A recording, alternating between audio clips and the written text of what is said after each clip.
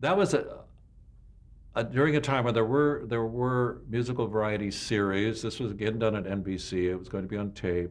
John Moffat was producing, directing it. I was asked to do it. I watched Richard's work on tape.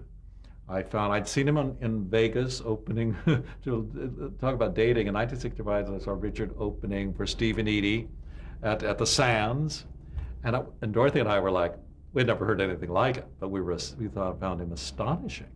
I mean, this was astonishing, and so I had this like really warm place in my heart for Richard and in his work, and they were worried because Richard wasn't that thrilled about doing a series for network because he knew there would be censorship issues. Nonetheless, we plunged ahead, and I worked very hard on it. I just wanted every set.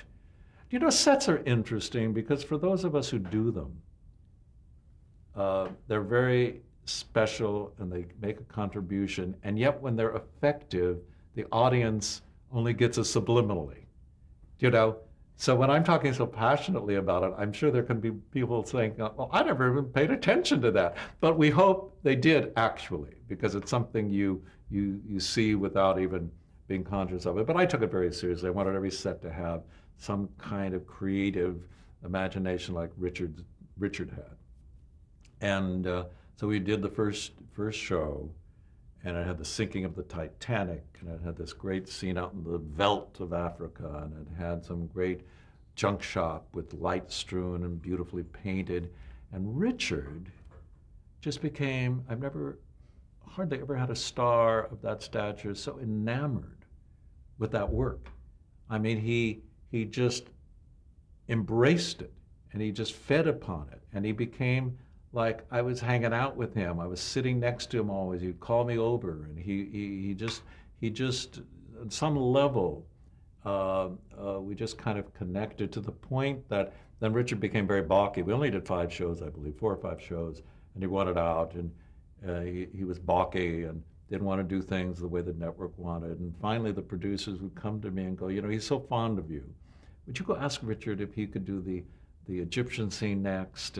And because he doesn't want to do it, and maybe you can. So I'd have to go to Richard and go, you know, Richard, they want to do the stupid Egyptian scene next, and you know, what do you think? Maybe we should just do it. And he'd go, okay, yeah, we can do this. So we had this lovely time, and at the end of the show on camera, which was edited out, but I'll never forget, because they pre-shot it, he said, there's been a very difficult experience. There's someone I want to single out, and he mentioned me and my work, and the producer looked at me and said, that will never make the air. But I was deeply touched, and saw him a few times. Then he had the terrible things happen to him, and he was never, I never saw him operate at that level of brilliance. But it's now, and I'm happy to see, it's written about now, those few shows, this handful of shows, is one of the great classic comedy things of all time, and it's a lovely experience.